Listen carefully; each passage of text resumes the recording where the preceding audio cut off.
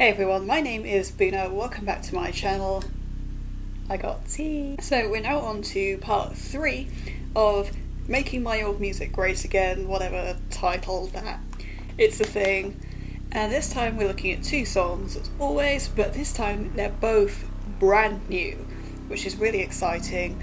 And I'm using the actual song names as well. It's just a bit easier, they're not particularly easy to abbreviate.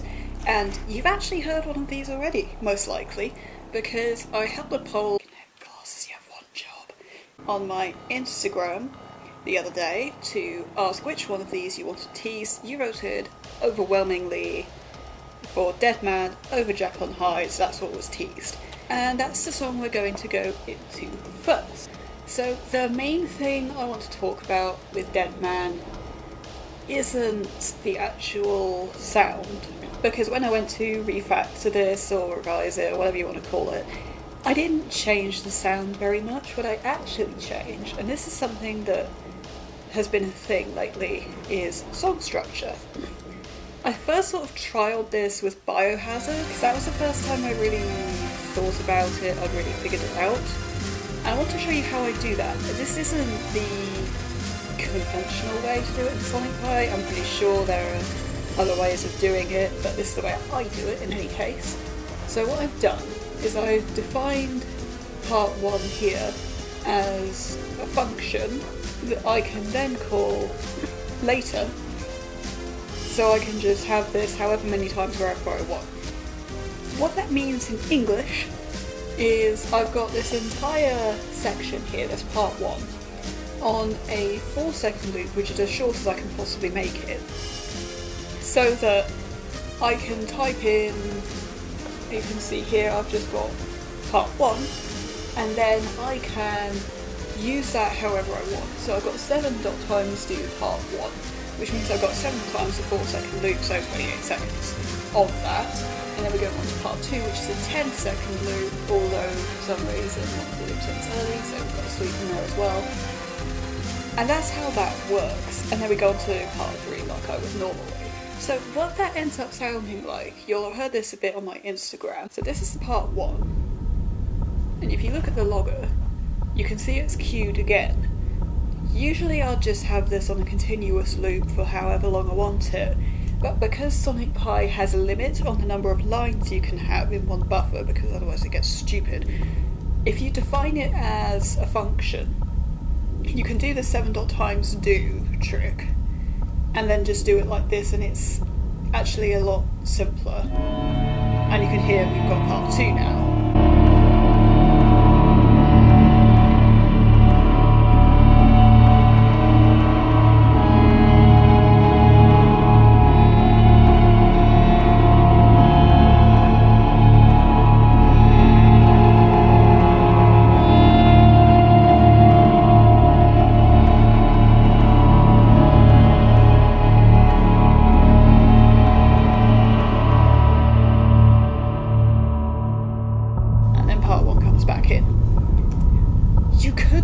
With normal code theoretically, but likely you'll hit the line limit. But also, it's much more complicated because you've just got more lines of code to look through. If you can see it like this, then you know exactly what's happening. You could even specify a comment saying, 9 times 4 seconds, which means that this section is 36 seconds long. You could even do that if you want to. I can just do that in my head whenever, but it means you can tell really easily which section is going and for how long it's for. Drink every time my glasses break, they're being a real pain. I've got new frames on the way, but they're not here yet, annoyingly. So one loop I wanted to pull out of this is this one right here. You might recognise this. See if you do.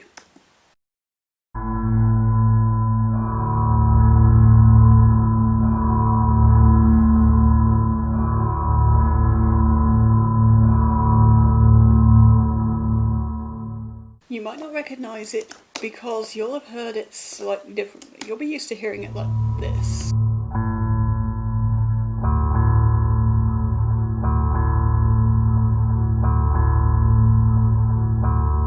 sort of defining sections as a function, then calling them back, is pretty Sonic Pi specific.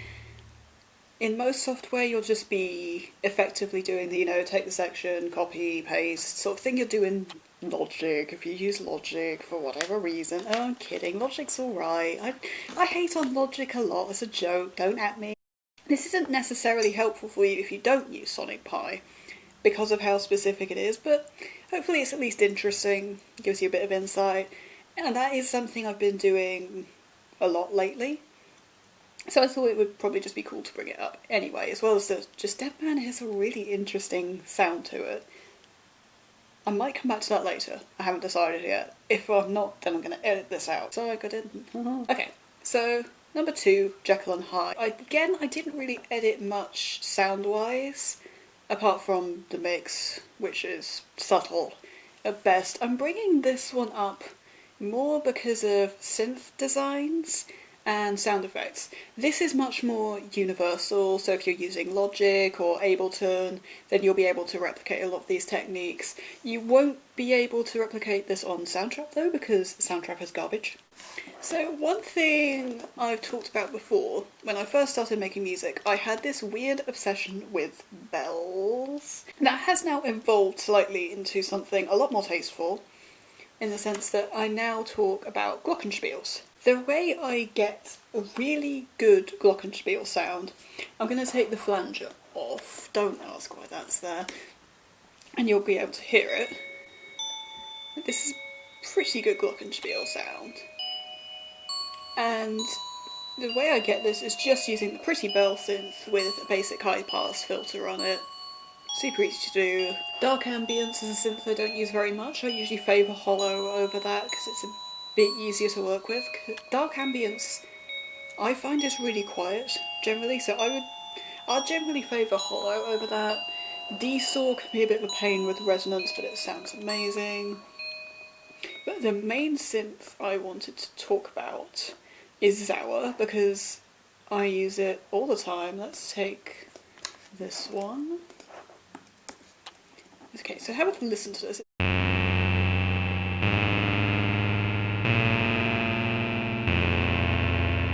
It sounds like it's really off, got a massive detune on it, but it doesn't. And let me explain. You see this phase parameter here? That's what's actually controlling this. So your usual phase that I use is like 2, maybe, and then you get this instead.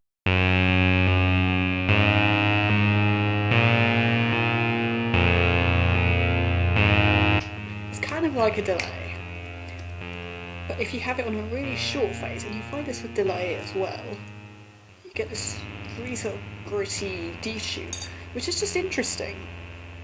So you can replicate this within a synth itself. You could probably use a dry sounding delay to replicate this as well, although it might be more difficult. If you can replicate this in a synth interface, and do, sorry Soundtrap users, you can't do it. To be entirely honest, most people aren't going to want to do that particular sound anyway, let's be real. The second thing I want to talk about with Jekyll and Hyde are effects. So quickly I'm going to bring up these 3 loops. I'm going to need to edit the code slightly because I haven't loaded my custom samples into Sonic Pi yet. It's something I've been meaning to get round to. But if you don't do that, it's a little technical to do that, so if you don't know how to do that, this is the sort of way you need to adapt, and it will run just as normal. I'm going to play you the sample I recorded just on its own. Actually, I don't even have to do that because I've got my sound source right here. That's what your sample sounds like. So I've got 3 different copies of this, as you can see. So this is the first one I've got. That's pretty normal. Bit of reverb, bit of flanger. With sort of ring mod to get in some weird high frequency phasing on that. That's about it. Ring mod is an effect I use a lot. You may or may not have noticed that, depending on how much I've talked about it, because I don't know, and how much of a producer you are. Ring mod is an effect that people generally don't use very much, but I really like it, so I use it a lot. And then we've got this version, which is at half speed, so you just get more bass. And the ring mod is much more obvious in this one as well. Then we've also got it played backwards at double speed. Weirdly, you get this really cool chord coming through. And now part 2, you'll have noticed, usually I have, excuse me, I have effects on each loop.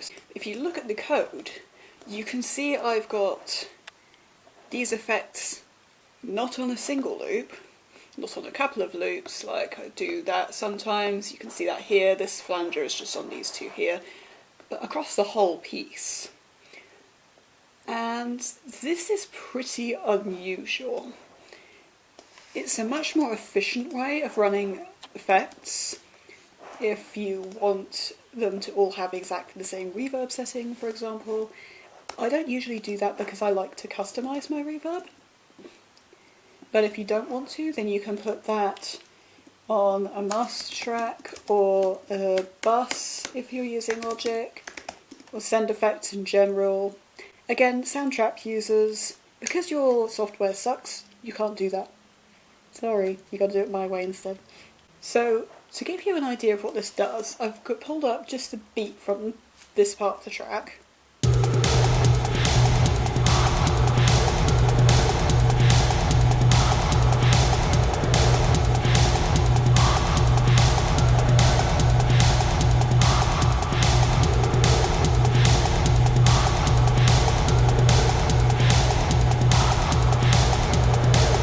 So then, what I've got on Master Effects wise, I've got a level effect. What that does is it just sort of, in this case I'm pretty sure that's just like raising the overall level of the beat a bit because it's kind of quiet as is. Then I've got a compressor to squash the really high volume peaks so that the whole volume is a bit more consistent. So we've got volume raiser, volume a bit more consistent. And then my favourite function in Sonic Pi that's not in anything else, the pan slicer. I could go on about pan slicers all day. You know that by now. I've mentioned them in every episode of this series, and every time I talk about music I'm probably going to mention them now. But what that does, on top of the raw beat, is this.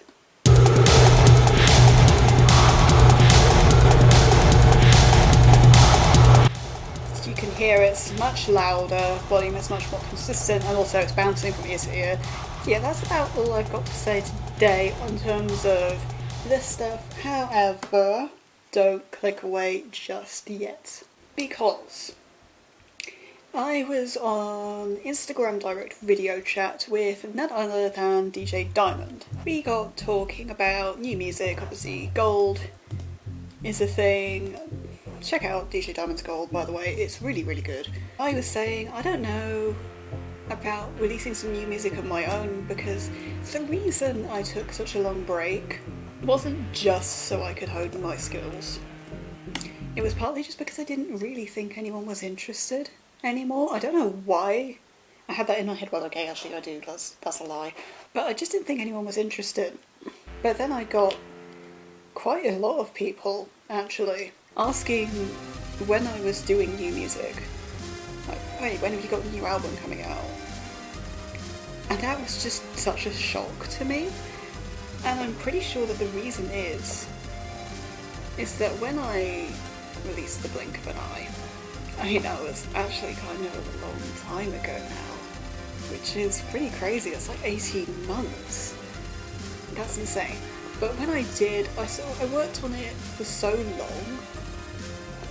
I mean, The Blink of an Eye is 15 tracks, which is a lot of work, but it took me probably about 18 months to actually do it. And so by the time I released it, I actually kind of hated it. And I couldn't listen to it. I didn't enjoy it at all. But now I've been able to sort of listen to it again. And people are still listening, people are still interested, and to me that's just really cool. And it's not what I was expecting. And one thing I really want to talk about is the top songs from it. And this is another reason I wanted to do more song structure with Science Fusion. Because Science Fusion kind of has that song structure thing that Biohazard does. And that's #1 on Spotify as the most popular Boonie track at the moment. Which to me is awesome. But other tracks that are on there are Submarine and Surfing on a Brainwave. Those were the 2 tracks that nearly didn't make it onto the blink of an eye because I thought they were way too risky to put on. So seeing those in the top 10, I mean Submarine is #5, like that's crazy.